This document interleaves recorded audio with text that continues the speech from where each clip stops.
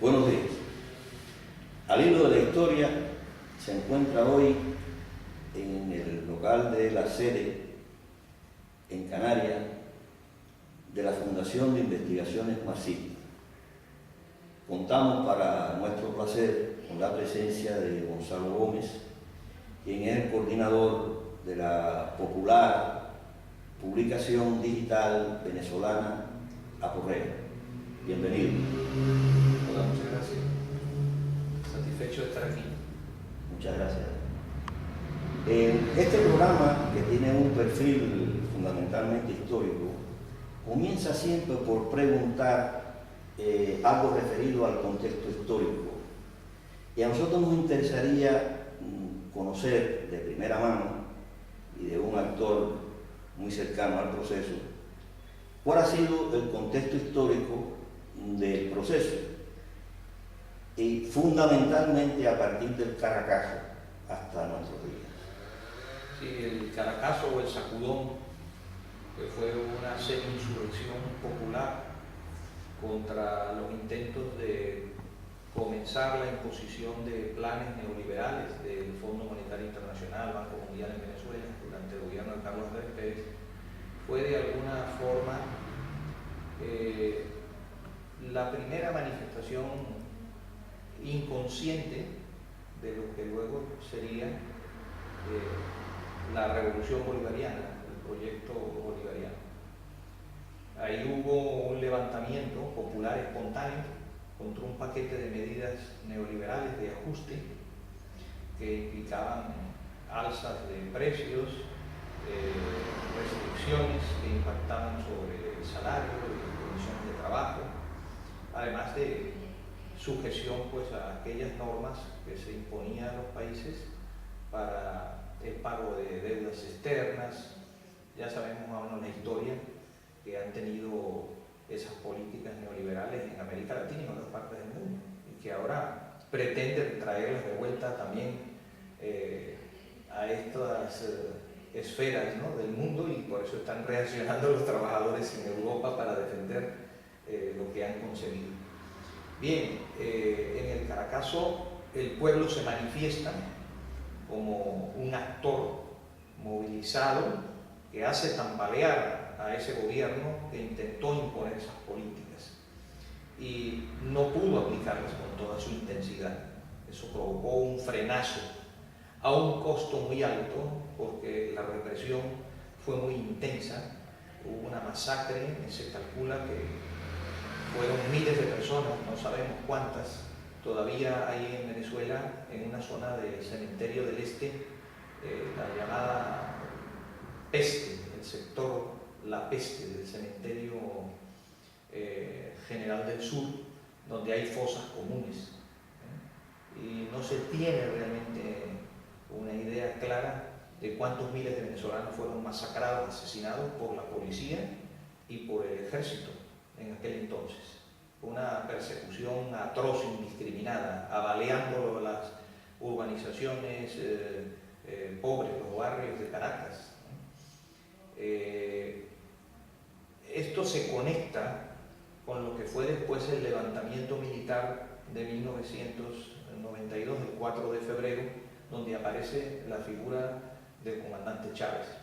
Algunos le llaman golpe militar. No es un golpe militar, es un levantamiento, una insurrección de un sector de la oficialidad media y baja de la Fuerza Armada venezolana, que reacciona frente al papel que le forzaron a jugar como masacradores del pueblo, como ejército de ocupación dentro de su propio país, al servicio de intereses externos, de intereses imperialistas y de la oligarquía venezolana. Hay una parte entonces de la oficialidad y suboficialidad venezolana que llega a la Fuerza Armada haciendo de extracción popular, porque no era un ejército con características como han tenido otros en América Latina, que era más cerrado a la posibilidad de incorporación de gente procedente de otros estamentos sociales. En Venezuela esa Fuerza Armada no era tan elitesca en su composición y origen social, y esto lleva a que esas características de clase se transforman en una reacción en contra de que se les haga jugar ese papel de masacradores del pueblo, ¿no? Y buscan recuperar su dignidad, y viene un planteamiento de rescate también de la soberanía, y toda la formulación que surge con el movimiento bolivariano. Eso es, digamos, como el segundo hito histórico dentro de este proceso. Después de que el presidente Chávez sale de prisión,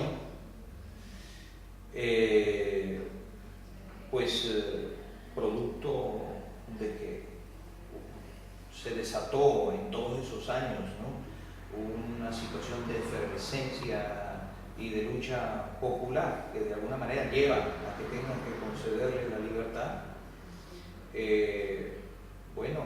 se va desarrollando ese movimiento bolivariano y se va vinculando con otras fuerzas, con otros factores, ¿no?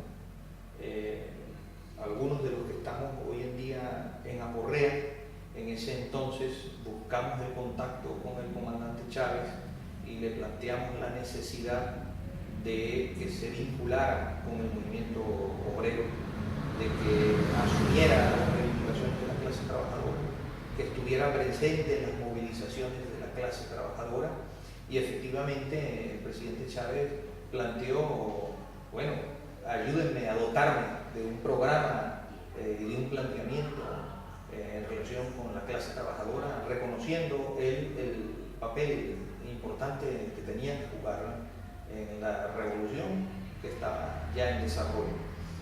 Y se trabajó en la conformación de la Fuerza Bolivariana de Trabajadores, que es uno de los antecedentes originarios de las expresiones del mundo sindical que hay hoy en Venezuela, entre ellas la Unión Nacional de Trabajadores, por nombrar alguna. El presidente Chávez llega al poder por la vía electoral. En un principio no participó en elecciones, mientras fortalecía, desarrollaba ese movimiento, se definía mejor, se preservó desde ese punto de vista, hasta que decide lanzarse por la vía electoral. Y efectivamente entonces gana, como sabemos, en el año 1998 con el planteamiento de ir hacia una asamblea constituyente. La asamblea constituyente que se establece en el año 1999 y que apunta a una nueva configuración y un nuevo ordenamiento del Estado y de sus bases jurídicas, aun cuando no elimina su condición de Estado burgués, no elimina su condición de Estado capitalista, sí establece, por lo menos, que debemos ir a un Estado de derecho, un Estado social, de justicia, y con recuperación de la igualdad entre los ciudadanos. Ahí entonces se logran en esa asamblea constituyente conquistas importantes desde el punto de vista democrático, abriendo más posibilidades de participación al pueblo. Sería interesante poder profundizar en algunas cosas, porque se ha hablado de manera tan tergiversada y perversa sobre la realidad venezolana, sobre todo los medios de los empresarios y negociantes de la comunicación en el Estado español, y ocultan cosas muy significativas. En Venezuela tenemos el derecho a referéndum revocatorio. El mismo presidente Chávez se sometió a ese referéndum y en esa oportunidad lo gana. También ha perdido algunos procesos electorales locales, ¿no?, o específicos, como el caso de la reforma, que no la pudo ganar, la reforma constitucional, por ahora, pero aceptó los resultados. Tenemos la figura del referéndum consultivo y se ha aplicado constantemente, no hay año en que no haya algún proceso electoral o algún tipo de consulta en Venezuela. Es decir, el nivel de participación política de la gente es incomparablemente superior a la etapa anterior. Y si nosotros hoy en día hacemos críticas o nos quejamos de algunas cosas desde el campo de la revolución, es porque tenemos un reto muy grande por delante y porque tenemos que avanzar aceleradamente y profundizar y radicalizar este proceso, pero entendiendo siempre que hemos conquistado unas libertades democráticas que jamás habíamos soñado con poder ejercerlas. Es lo que llamamos democracia participativa y protagónica y que tiene que configurarse mucho mejor todavía en el país. Pero eso es una de las grandes conquistas que hemos tenido a partir de la Constitución de la República Bolivariana de Venezuela. E igualmente ganamos en espacios de soberanía, en la definición de lo que es el Estado venezolano conectado con su historia y con su gesta independentista, ¿no? Donde, bueno, han surgido algunas derivaciones de esto muy importantes: la redefinición del papel de la Fuerza Armada, la conexión de la Fuerza Armada con la base social y su participación en los asuntos sociales y también políticos, ¿no? El redefinir la doctrina militar en Venezuela, separarla de la doctrina elaborada por los Estados Unidos y la formación de los militares que se venía dando en la Escuela de las Américas.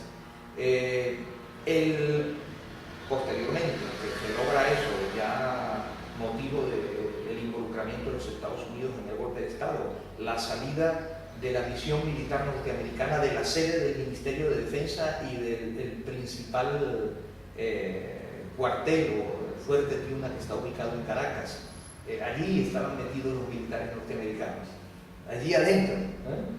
Entonces Venezuela recupera control de sus propios asuntos en este sentido, además de la política de recuperación de soberanía en el área petrolera, terminando con aquel proceso de apertura petrolera, aun cuando sigue habiendo acuerdos, concesiones con transnacionales en materia de petróleo y de gas, pero ya planteados en otras circunstancias, ¿no? Cosa que es discutible, parte del debate, pero digamos, revertimos un proceso de privatización de la industria petrolera que no permitía la distribución de la renta en términos más equitativos, porque es un país que todavía depende en gran medida de la renta petrolera.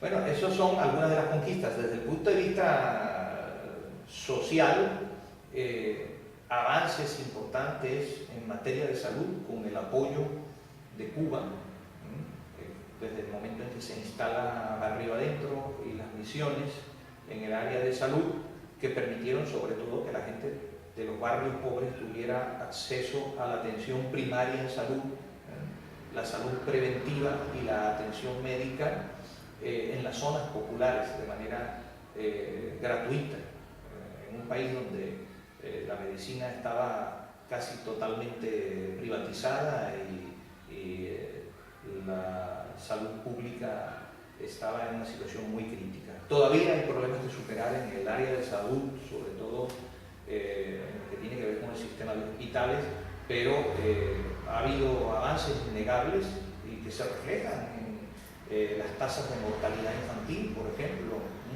se reflejan en las estadísticas de la ONU, de UNICEF. La reciente indicador del IDH, el índice de desarrollo humano, que ha aumentado, exactamente. Creo que en el puesto 53. Le coloca en posiciones de avanzada en el mundo el índice de Gini, el índice que mide la brecha, los niveles de desigualdad entre sectores sociales, donde hay una mayor aproximación. En Venezuela es menor la distancia ahora entre los sectores que están en una posición más desfavorecida y los que tienen mejores condiciones.